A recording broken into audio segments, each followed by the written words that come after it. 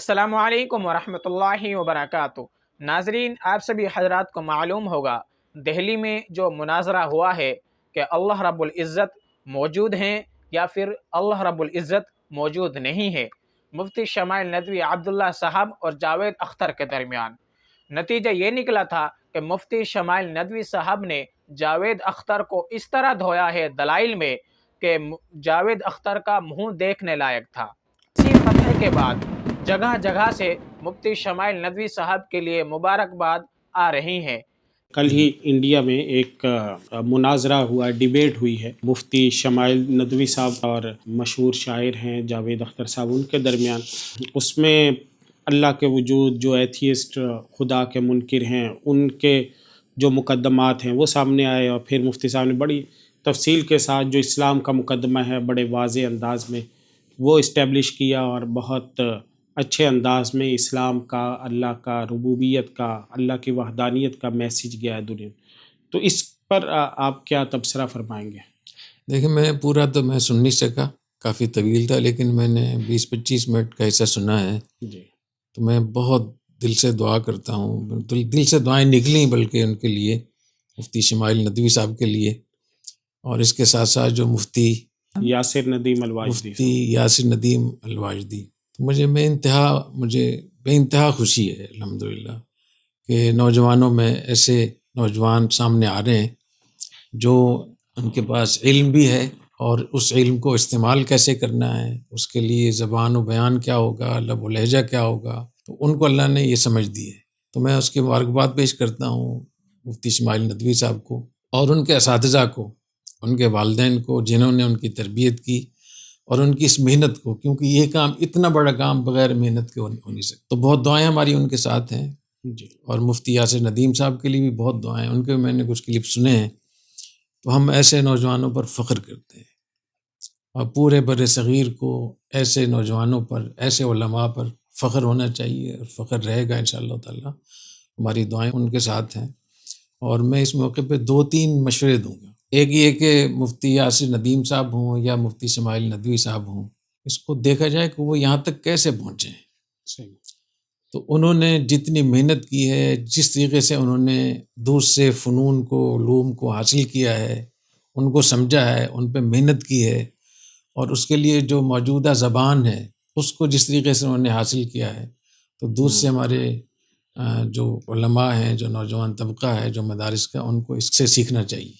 جی، وما ارسلنا من رسول الا بلسان قومی، کہ ہم نے ہر رسول کو ان کی قوم کی زبان کے ساتھ بھیجا ہے۔ جی، تو اگر ہماری زبان ایسی ہو گئی ہے، جو وہاں بول رہے تھے مفتی شمائل ندوی صاحب اور جاوید اختر صاحب، تو اسی زبان کو سیکھیں علماء کرام۔ انگریزی زبان کے الفاظ سے پریشان نہ ہوں، بجائے اس کے کہ اس کا آپ انگریزی کو کوستے رہیں، اس کو سیکھ لیں۔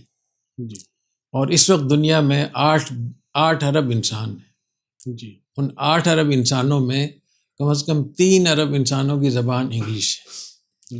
یہ بھی حضور اکرم صلی اللہ علیہ وسلم کی امت ہے۔ قل یا ایھا الناس انی رسول اللہ الیکم جمیعا۔ تو 8 ارب انسانوں کے آپ نبی ہیں، آپ رسول ہیں۔ تو اس میں جو اردو جانتے ہیں ان کے بھی آپ رسول ہیں، جو عربی جانتے ہیں ان کے بھی رسول ہیں، جو انگلش والے ہیں ان کے بھی، اور جو کسی اور زبان والے ہیں ان کے بھی۔ تو زبان دانی، کوئی بھی زبان سیکھنا، یہ سنت بھی ہے۔ نبی کریم صلی اللہ علیہ وسلم نے صحابہ کرام کو باقاعدہ زبانیں سکھلائیں، تو اس لیے زبان بھی سیکھنا چاہیے۔ اور دوسری بات یہ کہ ہمارے مدارس میں باقاعدہ اس کے شعبے ہونے چاہیے، اس کا ڈپارٹمنٹ ہونا چاہیے کہ جو مستشرقین ہیں، جو ملحدین ہیں، وہ کس طریقے سے اسلام پہ حملہ آور ہیں، قرآن کی حقانیت پہ، تفسیر اور حدیث کی حجیت پہ، فقہی احکام کے اوپر، ایمانیات کے اوپر۔ کیونکہ اس دور میں جو بہت بڑا فتنہ ہے وہ الحاد کا ہے، جی، اور الحاد اتنے بڑے پیمانے پر یونیورسٹیوں میں، کالجوں میں پھیل رہا ہے، آپ اس کا اندازہ نہیں کر سکتے۔ بظاہر لوگ مسلمان، نام مسلمانوں کا ہے، لیکن جب ان سے آپ عقائد پوچھیں تو وہ کہتے ہیں قرآن نامکمل ہے، یہ دین پہ عمل کرنا ممکن نہیں ہے، تو صحابہ کرام کے زمانے کے لیے تھا۔ تو اس گفتگو سے یہ بھی ثابت ہوا کہ اس میدان کو ہمیں بھرپور طریقے سے، اور اس میدان کے لیے افراد تیار کرنے کے لیے آپ کو انگلش سیکھنا پڑے، کچھ آپ کو عصری تعلیم سیکھنی پڑے، جو بھی اس کے لیے جو صلاحیت آپ کو حاصل کرنی چاہیے، یہ بھی دینی کے لیے۔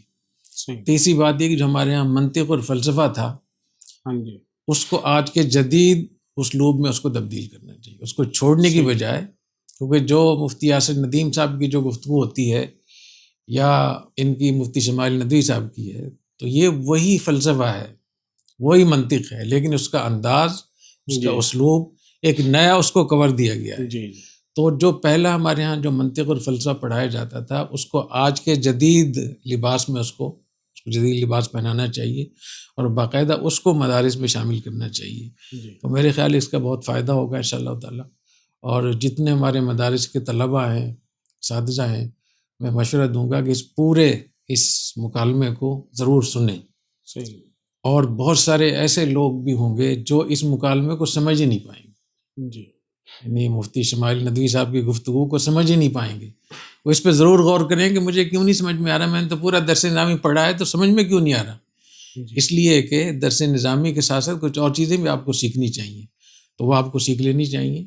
اور مفتی شمائل ندوی صاحب تو خود PhD بھی کر رہے ہیں ماشاءاللہ، اس لیے ان کی یہاں تک وہ پہنچے کیسے ہیں، اس کو ضرور پڑھیں۔ اور میں ان سے کہوں گا، دونوں حضرات سے، کہ اپنی پوری سوانح بتائیں لوگوں کو کہ آپ نے اب تک کیا کچھ پڑھا ہے، جی آپ یہاں تک کیسے پہنچے ہیں، تاکہ لوگ آپ سے کچھ سیکھیں۔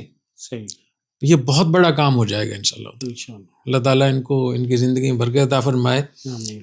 اللہ تعالیٰ اپنے قرآن کریم میں ارشاد فرماتے ہیں وَتُعِزُّ مَن تَشَاءُ وَتُذِلُّ مَن تَشَاءُ۔